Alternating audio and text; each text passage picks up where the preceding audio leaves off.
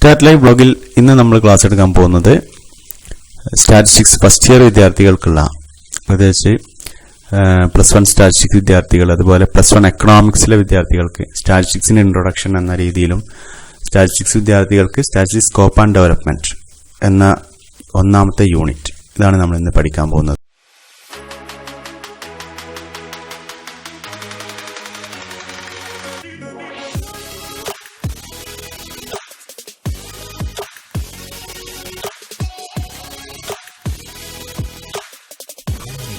മുമ്പ് നമ്മൾ സ്റ്റാറ്റിസ്റ്റിക്സിന്റെ first chapter നമ്മൾ ഇതുപോലെ തുടങ്ങിയിട്ടുണ്ട്. സ്കോപ്പ് ആൻഡ് ഡെവലപ്മെന്റ് എന്ന് പറഞ്ഞിട്ട് ഒരു ക്ലാസ് നിങ്ങൾ മുമ്പ് കണ്ടിട്ടുണ്ടാവും.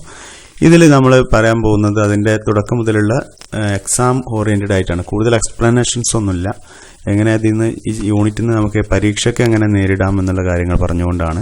അപ്പോൾ ഇതിൽ സ്റ്റാറ്റിസ്റ്റിക്സിന്റെ മെയിനായിട്ട് ആദ്യം സ്ഥിരമായി ചോദിക്കുന്ന ഒരു ക്വസ്റ്റ്യനാണ് father of modern statistics, R.A. Fisher. ഇത് സ്ഥിരമായി ചോദിക്കുന്ന ഒരു ക്വസ്റ്റ്യൻ ആണ്. എല്ലാ ക്വസ്റ്റ്യൻ പേപ്പറിലും നമ്മൾ കാണാറുണ്ട് മോഡേൺ സ്റ്റാറ്റിസ്റ്റിക്സിന്റെ പിതാവ് ആര് എന്നുള്ളത്. പിന്നെ ഡെഫിനിഷൻ ആണ്. ഡെഫിനിഷൻ ആൻഡ് സ്റ്റാറ്റിസ്റ്റിക്സിന്റെ ഡെഫിനിഷൻ ഫങ്ഷൻസ് നമുക്ക് സ്റ്റാറ്റിസ്റ്റിക്സ് ഇതിന്റെ കുറെ ഫങ്ഷൻസ് നമ്മൾ മുമ്പത്തെ വീഡിയോയിൽ പറഞ്ഞ കാര്യങ്ങൾ തന്നെയാണ്. പിന്നെ സ്കോപ്പ് ആൻഡ് ഇമ്പോർട്ടൻസ് ഓഫ് സ്റ്റാറ്റിസ്റ്റിക്സിന്റെ സ്കോപ്പും ഇമ്പോർട്ടൻസും ആണ് ഇതിൽ പറയുന്നത്. അപ്പൊ ഇത് ഞാൻ സ്റ്റാറ്റിസ്റ്റിക്സിന്റെ നോട്ട്സ് ആണ് പറയുന്നത്. ഇത് നിങ്ങൾക്ക് ഈ ഒരു സൈറ്റിൽ statlive.blogspot.com എന്ന സൈറ്റിൽ നിങ്ങൾക്ക് ഇതിന്റെ നോട്ട്സുകൾ കിട്ടും. അതുപോലെ ഈ യൂണിറ്റിലെ തന്നെ ക്വസ്റ്റ്യൻ പേപ്പേഴ്സും കിട്ടും. ക്വസ്റ്റ്യൻ പേപ്പർ ഇതുപോലെ എനിക്ക് മുമ്പ് നടന്ന ഫസ്റ്റ് ഇയർ സ്റ്റാറ്റിസ്റ്റിക്സ് നടന്ന ക്വസ്റ്റ്യൻ പേപ്പറാണ് ഇതൊക്കെ. അപ്പോൾ ഇതിൽ വരുന്ന ക്വസ്റ്റ്യൻസ് നോക്കി കഴിഞ്ഞാൽ നിങ്ങൾക്ക് അറിയാം CSO ഈ കാര്യങ്ങളൊക്കെ നമ്മൾ ജസ്റ്റ് ഒന്ന് പറഞ്ഞു പോകാൻ പോവാണ്. ഇനി നമ്മൾ പറയുന്നത് scope and importance of statistics ആണ്. സ്റ്റാറ്റിസ്റ്റിക്സിന്റെ സ്കോപ്പും ഇമ്പോർട്ടൻസും. ഇപ്പോൾ ഒന്നാമതായി പറയുന്നത് സ്റ്റാറ്റിസ്റ്റിക്സ് ആൻഡ് പ്ലാനിംഗ് ആണ്. എന്ത് മേഖലയിൽ എടുത്താലും പ്ലാനിങ് വളരെ ഇമ്പോർട്ടൻ്റ് ആണ്. നല്ല പ്ലാനിങ് ഉണ്ടെങ്കിൽ നല്ല രീതിയിൽ പെർഫോമൻസ് ചെയ്യാൻ പറ്റും. ഇപ്പോൾ നമ്മൾ കേരളത്തിലെ മെഡിക്കൽ ഡിപ്പാർട്ട്മെന്റ് ഒക്കെ നോക്കി കഴിഞ്ഞാൽ നല്ല രീതിയിൽ പെർഫോമൻസ് ചെയ്യാൻ കാരണം എന്താണ്? വ്യക്തമായ പ്ലാനിങ് കൊണ്ടാണ്. ഇപ്പോൾ ഏത് മേഖല ആയാലും, ഇനി ബിസിനസ് മേഖലകളായാലും നല്ല ഡെവലപ്മെന്റ് ആയി പോകുന്ന ബിസിനസ് ഒക്കെ ആണെങ്കിൽ നല്ല പ്ലാനിങ് ഉണ്ടാവും. അതുപോലെ സ്റ്റാറ്റിസ്റ്റിക്സ് ആൻഡ് എക്കണോമിക്സ് സാമ്പത്തിക മേഖലയിലൊക്കെ സ്റ്റാറ്റിസ്റ്റിക്സ് വളരെ നിർണായകമാണ്. നല്ല രീതിയിൽ എക്കണോമിക്സ് ഡിപ്പാർട്ട്മെന്റിനെ വളർത്തിയെടുക്കണമെങ്കിൽ സ്റ്റാറ്റിസ്റ്റിക്സ് വളരെ ഇമ്പോർട്ടൻ്റ് ആണ്. അതുപോലെ ഇൻഡസ്ട്രി മേഖലയൊക്കെ നല്ല രീതിയിൽ അതിന്റെ ക്വാളിറ്റി കൺട്രോൾ എന്ന് പറഞ്ഞ സംഭവമൊക്കെ പ്രത്യേകിച്ച്, കാരണം ഏതൊരു കമ്പനിയുടെയും ക്വാളിറ്റി അല്ലെങ്കിൽ ഏതൊരു പ്രൊഡക്റ്റിന്റെ ക്വാളിറ്റി ഒക്കെ നിർണ്ണയിക്കാൻ നമുക്ക് സ്റ്റാറ്റിസ്റ്റിക്സ് ടൂൾസ് ആവശ്യമാണ്. അപ്പോൾ സ്റ്റാറ്റിസ്റ്റിക്സ് ആൻഡ് ഇൻഡസ്ട്രി മേഖലയിൽ, സ്റ്റാറ്റിസ്റ്റിക്സ് ആൻഡ് മാത്തമാറ്റിക്സിലും സ്റ്റാറ്റിസ്റ്റിക്സിന് വളരെ ഇമ്പോർട്ടൻ്റ് ഉണ്ട്. അതുപോലെ മെഡിക്കൽ ഡിപ്പാർട്ട്മെന്റിൽ ഇപ്പോൾ നമ്മൾ ഏത് മരുന്ന് കമ്പനികൾ ഇറക്കുമ്പോൾ ഇപ്പോൾ നമ്മുടെ വാക്സിനുകളൊക്കെ ആണെങ്കിൽ അതൊക്കെ ടെസ്റ്റിങ്ങും അതുപോലെ സാമ്പിൾ എടുത്ത് അതിനെ പരീക്ഷണങ്ങളൊക്കെ നടത്തി റിസൾട്ട് നോക്കിയിട്ടാണ്. അതൊക്കെ അവിടെയൊക്കെ നമ്മൾ സ്റ്റാറ്റിസ്റ്റിക്സിന്റെ ഉപയോഗങ്ങൾ വരുന്നുണ്ട്. അതുപോലെ statistics and psychology and education, വിദ്യാഭ്യാസത്തിലും എഡ്യൂക്കേഷനിലും കുട്ടികളുടെ ഡാറ്റകൾ കളക്ട് ചെയ്യുന്നത്, അവരുടെ പഠന നിലവാരം ചർച്ച ചെയ്യുന്നതിലൊക്കെ സ്റ്റാറ്റിസ്റ്റിക്സ് ഉപയോഗിക്കുന്നുണ്ട്.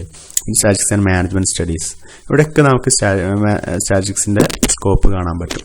പിന്നെ ലിമിറ്റേഷൻസ് ആൻഡ് സ്റ്റാറ്റിസ്റ്റിക്സിലെ ലിമിറ്റേഷൻസ് ആണ് ഇനി പറയുന്നത്. ലിമിറ്റേഷൻ ഓഫ് സ്റ്റാറ്റിസ്റ്റിക്സിൽ നമ്മൾ പ്രധാനമായി ഒന്ന് പറയുന്നത് ഇപ്പോൾ ചില ഡാറ്റകളുടെ ബ്യൂട്ടി, സ്റ്റഡിയിങ്, അതുപോലെ കറേജ്, ഇന്റലിജൻസ്, ഇതൊക്കെ മെഷർ ചെയ്ത് അതിനെ അനലൈസ് ചെയ്യാൻ സ്റ്റാറ്റിസ്റ്റിക്സിൽ കുറച്ച് ബുദ്ധിമുട്ടുണ്ടാവാം.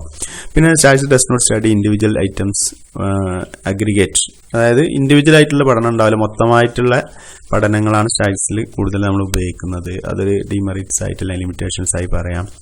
പിന്നെ ഒരു പ്രത്യേക പർപ്പസിന് വേണ്ടിയിട്ടാണ് സ്റ്റാറ്റിസ്റ്റിക്സ് കളക്ട് ചെയ്യാം. അത് എല്ലാത്തിനും പറ്റിക്കൊള്ളുന്നില്ല, അതിന്റെ ആവശ്യത്തിനനുസരിച്ചാണ് ഉപയോഗിക്കുക. പക്ഷെ അതൊക്കെ മെറിറ്റ്സ് ആണെങ്കിലും ആ തലത്തിൽ നോക്കുമ്പോൾ അത് ഡിമെറിറ്റ്സ് ആയിട്ട് നമുക്ക് പറയാം. അതിന് മാത്രമേ പറ്റുള്ളൂ എന്നുള്ളത്, ഒരു പ്രത്യേക പർപ്പസിനെടുത്ത ഡാറ്റ അതിനു വേണ്ടി മാത്രമേ പറ്റുള്ളൂ, ആ സിറ്റുവേഷനിലേ പറ്റുള്ളൂ എന്നുള്ള കാര്യങ്ങൾ. പിന്നെ 100% അക്യുറേറ്റ് അല്ല എന്നുള്ളത്, കാരണം അസംഷൻസ് ഒക്കെ സ്റ്റാറ്റിസ്റ്റിക്സിൽ വരുന്നതുകൊണ്ട് തന്നെ അങ്ങനെ പറയാം. പിന്നെ സ്റ്റാറ്റിസ്റ്റിക്സിന്റെ മിസ്യൂസ് ആണ്. സ്റ്റാറ്റിസ്റ്റിക്സ് പല രീതിയിൽ മിസ്യൂസ് ചെയ്യാൻ പറ്റും. അതായത് സോഴ്സ് തരാതെ, അല്ലെങ്കിൽ ഡിഫക്റ്റീവ് ആയിട്ടുള്ള ഡാറ്റ ഉപയോഗിച്ചിട്ട്, അല്ലെങ്കിൽ അൺറെപ്രസെന്റേറ്റീവ് സാമ്പിൾ ഉപയോഗിച്ചിട്ടൊക്കെ മിസ്യൂസ് ചെയ്യാൻ പറ്റും. ഇങ്ങനെയൊക്കെ കുറച്ച് കാര്യങ്ങൾ മനസ്സിലാക്കുക. പിന്നെ some applied areas of statistics, ഇത് സ്ഥിരമായി ചോദിക്കുന്ന ഒരു മേഖലയാണ്. ഇതിൽ 3 ടോപ്പിക്കാണ് നമ്മൾ ഇതിൽ കാര്യമായിട്ട് പറഞ്ഞത്. ഒന്ന് ആക്ച്വറിയൽ സയൻസ്, ആക്ച്വൽ സയൻസ് എന്ന് പറഞ്ഞാൽ ഇത് ഇൻഷുറൻസ് മേഖലയിൽ റിസ്ക് ഫാക്ടറിൽ എങ്ങനെ സ്റ്റാറ്റിസ്റ്റിക്സ് എങ്ങനെ ഉപയോഗിക്കുന്നുണ്ട്, ഫിനാൻസ് സെക്ടറിലൊക്കെ ഇൻഷുറൻസ് കാര്യങ്ങളൊക്കെ പ്രധാനപ്പെട്ട കാര്യങ്ങളാണ്. അപ്പോൾ അതിൽ അതിലൊരു ഇത് ബ്രാഞ്ചായി പഠിക്കുന്നതാണ് ആക്ച്വറിയൽ സയൻസ്. ഇതിപ്പോൾ ഹയർ സ്റ്റഡിയിലൊക്കെ പോവുകയാണെങ്കിൽ ഇങ്ങനെ തന്നെ PG കോഴ്സുകളൊക്കെ ഉണ്ട്. അതുപോലെ ബയോസ്റ്റാറ്റിസ്റ്റിക്സ്, ഇതിലും അതുപോലെ തന്നെയാണ്. ബയോസ്റ്റാറ്റിസ്റ്റിക്സ് പറഞ്ഞാൽ മെഡിക്കൽ ആയിട്ട് എങ്ങനെ സ്റ്റാറ്റിസ്റ്റിക്സ് ബന്ധപ്പെടുത്തിയിട്ടുണ്ട്. അപ്പോൾ അതിൻ്റെ ആപ്ലിക്കേഷനെ കുറിച്ച് പറയുന്നതാണ് ബയോസ്റ്റാറ്റിസ്റ്റിക്സ്. അതുപോലെ അഗ്രികൾച്ചറൽ സ്റ്റാറ്റിസ്റ്റിക്സ് എന്ന് പറഞ്ഞാൽ നമ്മൾ കൃഷി മേഖലയിൽ എങ്ങനെ സ്റ്റാറ്റിസ്റ്റിക്സിനെ ബന്ധപ്പെടുത്താം, എവിടെയൊക്കെയാണ് ഉപയോഗിക്കുന്നത്. ഇത് PG ലെവലിൽ എക്സ്ട്രാ നമുക്കിതേ ഈ താല്പര്യമുള്ള മേഖല ഉണ്ടെങ്കിൽ നമുക്കിത് പല കോഴ്സുകളും കിട്ടുന്നതാണ്. അപ്പോൾ ഈ 3 പോയിന്റുകൾ വളരെ പ്രധാനപ്പെട്ടതാണ്, സ്ഥിരമായി ക്വസ്റ്റ്യൻ ചോദിക്കാറുണ്ട്. പിന്നീട് നമുക്ക് പറയേണ്ടതാണ് ഒഫീഷ്യൽ സ്റ്റാറ്റിസ്റ്റിക്സ്. ഈ യൂണിറ്റിൽ പിന്നെ സ്ഥിരമായി വരുന്ന ഒഫീഷ്യൽ സ്റ്റാറ്റിസ്റ്റിക്സ്. ഇതിപ്പോൾ നമ്മുടെ കേന്ദ്ര സർക്കാരിൻ്റെ മിനിസ്ട്രി ഓഫ് സ്റ്റാറ്റിസ്റ്റിക്സ് ഡിപ്പാർട്ട്മെന്റ് ഉണ്ട്. അതിൽ മോസ്പി എന്ന ഒരു സ്പെഷ്യൽ ഡിപ്പാർട്ട്മെന്റ് ഉണ്ട് സെൻട്രൽ ഗവൺമെന്റിൽ. അപ്പോൾ കാരണം ഇപ്പോഴത്തെ മോസ്പിന്റെ അതിലെ മിനിസ്റ്റർ ആരാന്ന് ചോദിക്കുകയാണെങ്കിൽ എനിക്കറിയാം റാവോ ഇന്ദർജിത് സിംഗ് ആണ്. അപ്പോൾ ഇത് ഗൂഗിളിൽ അടിച്ചാൽ നിങ്ങൾക്ക് കാണാൻ പറ്റും. മിനിസ്ട്രീനെ നമ്മൾ 2ആയി തിരിക്കും, സ്റ്റാറ്റിസ്റ്റിക്സ് അല്ലെങ്കിൽ NSO. ഓക്കെ, പിന്നെ അതുപോലെ രണ്ടാമത്തെ പ്രോഗ്രാം ഇംപ്ലിമെന്റേഷൻ. ഇതിൽ NSOനെ വീണ്ടും 2ആയി തിരിക്കുന്നുണ്ട്, CSO ആൻഡ് NSSO. NSSOയിൽ 4 ബ്രാഞ്ചായിട്ട് പഠിക്കുന്നുണ്ട്. അതുപോലെ പ്രോഗ്രാം ഇംപ്ലിമെന്റേഷൻ ആണെങ്കിൽ ഇതുപോലെ 3 സ്ട്രക്ചറായിട്ട്. ഈ ഒരു സ്ട്രക്ചർ ഓർമ്മിച്ച് വെച്ചാൽ നിങ്ങൾക്ക് ഇതിൽ നിന്ന് സ്ഥിരമായി ചോദിക്കുന്നതാണ്. CSO എന്താണ് ചോദിക്കാറുണ്ട്, NSSO ചോദിക്കാറുണ്ട്, CSO മാത്രമായിട്ട് അങ്ങനെയും ചോദിക്കാറുണ്ട്. മോസ്പി മൊത്തമായിട്ട് ചോദിക്കുകയാണെങ്കിൽ ഇതിൽ കുറച്ച് പോയിന്റുകൾ നമ്മൾ മനസ്സിലാക്കി വെക്കുക. ഓക്കെ, പിന്നെ ഇതിൽ നമുക്ക് അറിയേണ്ടത് CSO എന്താണെന്ന് അതിൻ്റെ ഡെഫിനിഷൻ ഇതിലുണ്ട്. അതുപോലെ NSSO. ഇപ്പോൾ ഇതൊക്കെ നിങ്ങൾക്ക് ക്വസ്റ്റ്യൻ പേപ്പറിൽ നോക്കിയാൽ കാണാം. കുറേ ക്വസ്റ്റ്യൻസ് ഇതിൽ നോക്കിയാൽ ഇപ്പോൾ explain briefly the functions of CSOയുടെ ഫങ്ഷൻ ചോദിക്കുന്നുണ്ട്. അതുപോലെ short note on NSSO. Okay, ഇങ്ങനെ കുറേ ക്വസ്റ്റ്യൻസ് പല ക്വസ്റ്റ്യൻ പേപ്പറിൽ CSO NSSO ഇതൊക്കെ ചോദിക്കാറുണ്ട്. ഓക്കെ, ഇതിൽ companies of national account is done by ഏതാണ്, ഈ കാര്യങ്ങളൊക്കെ ചോദിക്കാറുണ്ട്. അപ്പോൾ അത് മനസ്സിലാക്കി വെക്കണം. പിന്നെ ഇതിൽ നമ്മൾ അറിയേണ്ടത് ഇന്ത്യൻ സ്റ്റാറ്റിസ്റ്റിക്കൽ ഇൻസ്റ്റിറ്റ്യൂട്ട് ആണ്.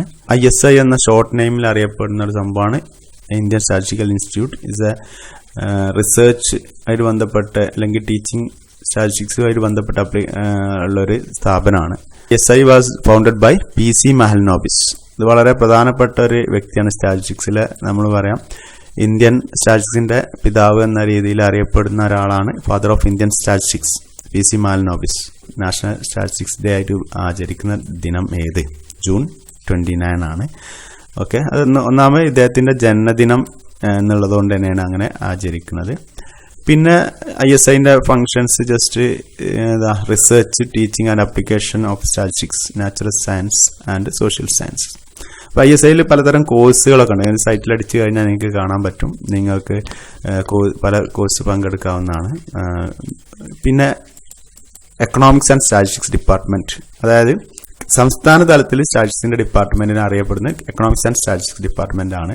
അപ്പോൾ അത് കേരള സർക്കാരിന്റെ ആയാലും നിങ്ങൾക്ക് ഓരോ ജില്ലയിലും അല്ലെങ്കിൽ ഓരോ സബ് ജില്ലാ തലങ്ങളിലൊക്കെ ഇതിന്റെ ഓഫീസുകൾ നിങ്ങൾക്ക് കാണാൻ പറ്റും. സ്റ്റാറ്റിസ്റ്റിക്കൽ ഓഫീസ് അങ്ങനെ വളരെ ഇമ്പോർട്ടൻ്റ് ആയൊരു സംഭവമാണ്. കാരണം ഏത് മേഖലയായാലും ജില്ലാ അടിസ്ഥാനത്തിലൊക്കെ വിവരശേഖരണങ്ങളും അതിന്റെ പഠനങ്ങളൊക്കെ നടത്തണമെങ്കിൽ ഇത്തരം ഇൻസ്റ്റിറ്റ്യൂട്ടിന്റെ ആവശ്യമുണ്ട്. അപ്പം ഇത്രയും ഭാഗങ്ങളാണ് നമുക്ക് ഈ യൂണിറ്റിൽ കാര്യമായി അറിഞ്ഞിരിക്കേണ്ടത്.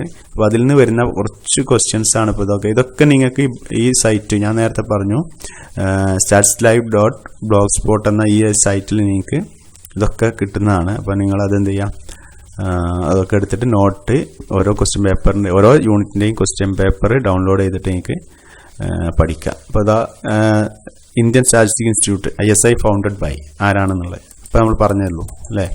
ഇതുപോലെ ഏത് ക്വസ്റ്റ്യൻസ് ഇത് കാണാം. അതുപോലെ ISI പിന്നെ ജേർണൽസ് ഉണ്ട്, ജേർണൽസ് പബ്ലിഷ് ചെയ്യുന്നുണ്ട്. അപ്പോൾ നിങ്ങൾ ടെക്സ്റ്റിലുണ്ട്, ഇപ്പോൾ പറഞ്ഞ നോട്ട്സിലൊക്കെ ഉണ്ട്. അപ്പോൾ ഇതിൽ ഏതാണ് ISIയുടെ ജേർണൽസ് ഏതൊക്കെയാണെന്ന് ചോദിക്കാറുണ്ട്. പിന്നെ ഇൻഷുറൻസ് സെക്ടറുമായിട്ട് ബന്ധപ്പെട്ട സ്റ്റാറ്റിസ്റ്റിക്സിന്റെ അപ്ലിക്കേഷൻ ഇതിലേതാണ്.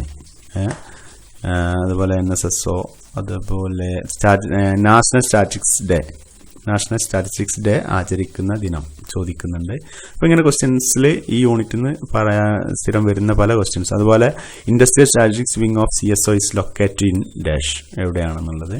അപ്പോൾ ഇതൊക്കെ നമ്മൾ ഈ ഒരു നോട്ട്സ് നിങ്ങൾക്ക് ആ സൈറ്റിൽ നിന്ന് ഡൗൺലോഡ് ചെയ്ത് കഴിഞ്ഞാൽ നിങ്ങൾക്ക് ഇതൊക്കെ പഠിക്കാൻ പറ്റും. ഇത്രയും യൂണിറ്റാണ് ഈ ഇൻട്രൊഡക്ഷൻ എന്ന മേഖലയിൽ നിന്ന് അല്ലെങ്കിൽ സ്കോപ്പ് ആൻഡ് ഡെവലപ്മെന്റ് എന്ന ഈ ഒരു ഒന്നാമത്തെ യൂണിറ്റിൽ നിന്ന് വരാനുള്ള ക്വസ്റ്റ്യൻസാണ് നമ്മൾ പറഞ്ഞത്.